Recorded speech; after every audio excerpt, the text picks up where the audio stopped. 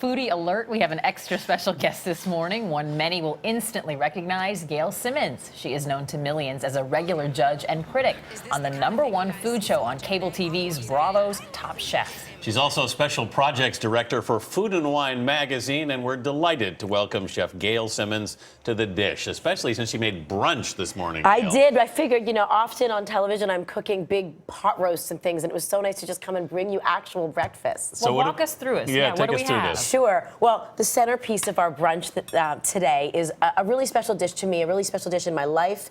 It's called Shakshuka, and actually it's appropriate today after seeing those beautiful photographs of Jerusalem. It's originally an Israeli dish. I spent a summer of my life in Israel working on a chicken farm. Really? And so this is a dish that, you know, really evokes those memories for me. It is eggs that have been baked in a tomato sauce. I've done my version with fennel and a little bit of feta cheese, lots of herbs, and a little bit of harissa to give it a bit of spice. Now, we are obviously having Bloody Marys. You're having, yes, for another 2 months, you'll be having yes, time without exactly. us. What's special about these? You know, this is a Bloody Mary to me is the perfect cocktail.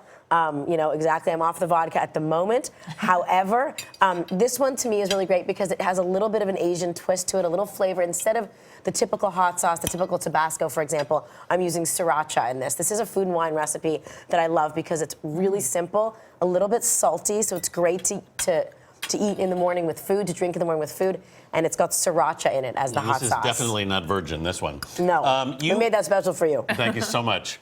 You understand us well. You grew up in Canada, obviously, and you went to McGill. You studied anthropology and Spanish. I did. So how'd you end up cooking? You know, it's funny, a lot of people say to me when they discover that my major in college was anthropology and Spanish, wow, you know, that really seemed to serve you well. You did nothing with that degree. Right. The truth is, I actually think I use both every day. Interesting. I mean, what is food and the study of food other than the study of our culture? And that's exactly what anthropology is. And I think that's what drew me to food, is kind of learning how cultures gather around a table, their rituals around food, their traditions. That's what got me interested in writing and being part of the food world in the first place. And as for Spanish, that's the language that every restaurant kitchen is speaking in this country. Yeah, so true. I've actually spoken more Spanish as my time working in the food business than any other time in my life. I read that you said you can't be a good critic without being a good chef. So how did you make that transition? When did you decide? Because I think, like we mentioned when we were introducing you, most people recognize you as someone that critiques excellent dishes. That's right. How did you transition? You know, I don't spend time in professional kitchens anymore. But really, when I started out, I knew I wanted to write about food. That's what interested me the most.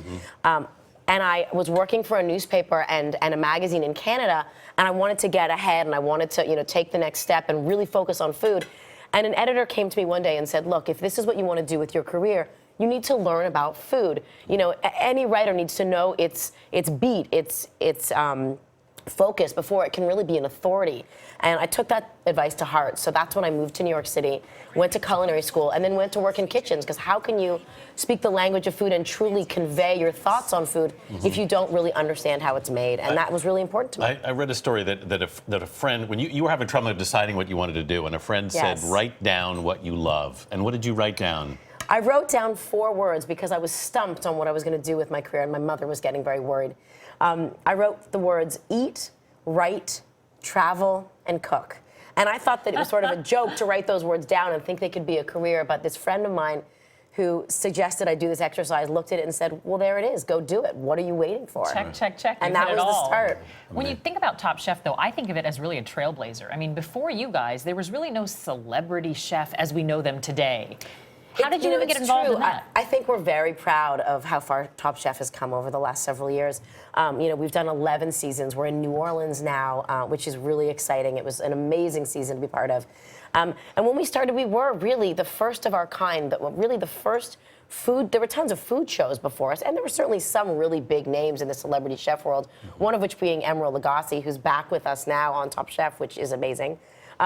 But there was no kind of understanding of the professional kitchen. There were cooking shows that taught you how to cook. Right. There were a couple kind of competition shows that were set up in very different formulas, but we were the first people to sort of swing open that kitchen door and show you what the life of a real professional chef is, how hard it is, how hard they work, how skilled they are, and how much fun they have. And it's just been a dream. Well, we love what you brought here today, and I'm so excited. 2 months, you'll have your first little baby. Yes. We don't know the gender yet. We don't know the gender. Keeping it a surprise. I am. All good wishes. For myself and everyone else. Chef Gail Simmons, thank you. And for more on Gail Simmons and the dish, head to our website at cbsnews.com/CBS This Morning.